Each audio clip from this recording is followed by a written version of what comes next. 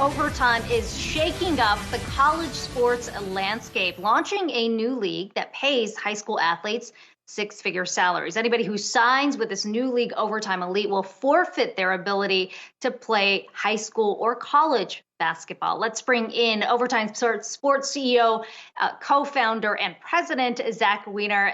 Zack, this puts you in direct competition with the NCAA in terms of recruitment. A lot of athletes trying to figure out what's the better option here. Why is it a better option to go with overtime? Yeah, thank you for having me. Look, it's not the right option for every single athlete. Overtime Elite was constructed based off of feedback from the elite athletes and their families and their parents. And what we learned from them is that the current ecosystem is not optimized for their ability to have a long NBA career and be prepared in that sense. And it really comes down to three key pillars. The first is basketball development. We're building out a staff of 20 people just on the basketball side, ranging from sports psychologists to NBA caliber trainers, sports scientists. On the education front, a 4-to-1 teacher to student ratio, education around financial literacy, mental health conversation. And then finally, on the economic empowerment, not just a six-figure salary, but on top of that, shares in overtime as a company, the ability to monetize their name, image, and likeness, a college scholarship put away for them if they decide to go that route, disability insurance. So it's really a holistic package designed for that elite 16, 17, 18-year-old athlete as they make that journey to becoming a professional athlete.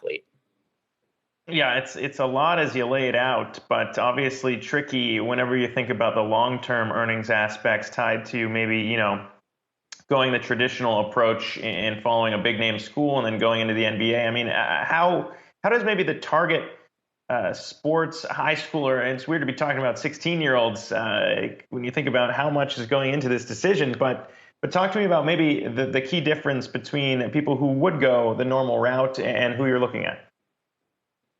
Yeah, look, I think that, for someone like me, I played high school basketball. I was fringe, so I didn't get to play college basketball, but I would have loved to, or a lot of my friends. But this is really meant for, really the top 30 athletes, and not just in this country, in the world. This is going to be a global league and a global academic accelerator. This is meant to optimize for their path. To not just, it's not really necessarily to increase their probability of making the NBA. Almost all these athletes will. It's to set them up for a long, productive career, both on the court, but off the court. A lot of these athletes are thinking about how they can become business people, how they can start to invest, and this is setting them up for that at a younger age, because this is a special cohort of young adults that I think, deserve not just compensation, but a customized experience to get them to that promised land for them. Compensation for amateur athletes, of course, a debate that's been happening for years now, especially at the college level. We had a chance to speak to Pac-12 Commissioner Larry Scott last week about the impact any rule change is likely to have on the revenue stream for colleges. I want you to listen to what he had to say and then get your reaction on the other end.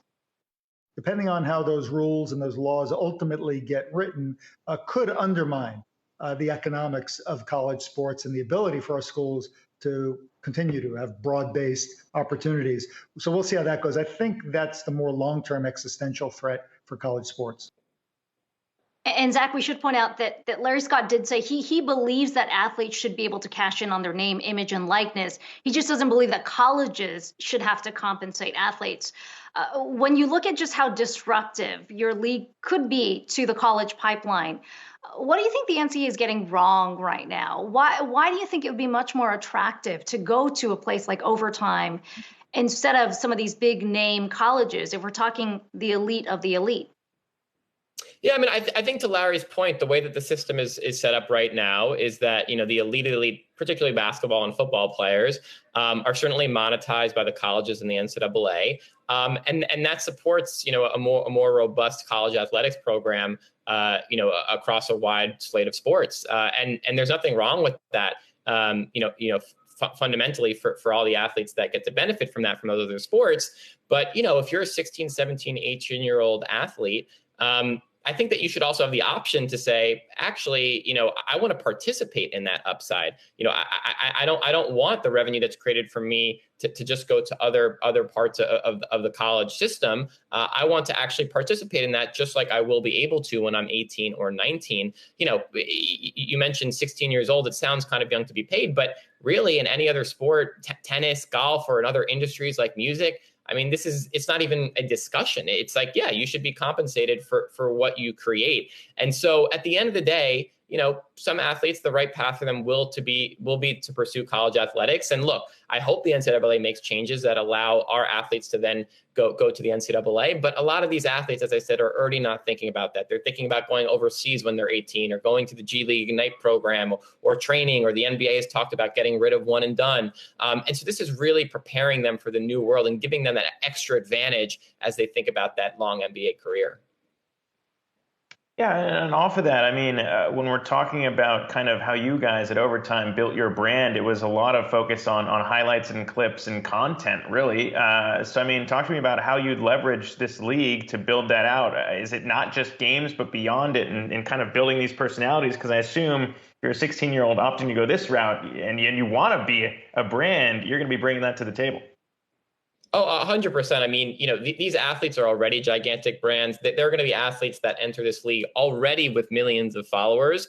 It's only partially because we've already been telling their stories through our long form content and sharing their highlights through our technology. But certainly once they enter the Overtime Elite ecosystem, that is just going to grow exponentially. And obviously the Overtime brand will continue to grow, and so will these athletes. And that's another big part of the value, the ability for them to then monetize that name image like this at scale, as part of our ecosystem, I think is going to be huge. And when they graduate from our program, they're going to take those followers with them, and they're going to be able to strike even bigger brand deals in the future. So it's not just about their compensation right now, but it's also about setting them up for the future.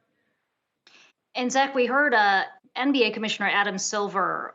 He was asked specifically about your league during the All-Star press conference. He seemed to endorse the concept, but also, to your point, suggested that potentially the NBA could get rid of one and done. If that happens, is there a potential partnership here with the NBA? You look at the European soccer clubs, for example, who have these academies that create the pipeline going into the professional side of things. What do you see as the long-term goal in terms of potential partnerships with the NBA? Yeah, so we're actually partnered already on the G League Ignite team, which is that team for 18-year-olds that they've done a really good job with. We're actually content partners for that team. And it was great to see Adam's comments at All-Star Weekend about our league. As Adam said, I think optionality ultimately is a good thing for these young athletes. I think that there's no fundamental reason why they should not be able to monetize. People want to watch them play, and Overtime has helped prove that out. I think in terms of future partnership, I think we currently have this partnership with the NBA. I think that has the opportunity to expand. Adam has mentioned how they probably won't themselves, start to pay minors, but obviously we're going to do that, and we're committed to that. So I do think there is potential for partnership in the future. All right, Zack Weiner, Overtime Sports CEO, co-founder, and president. Appreciate you coming on. You're going to have to keep us posted as the league gets built out. Come back with the updates. Appreciate it.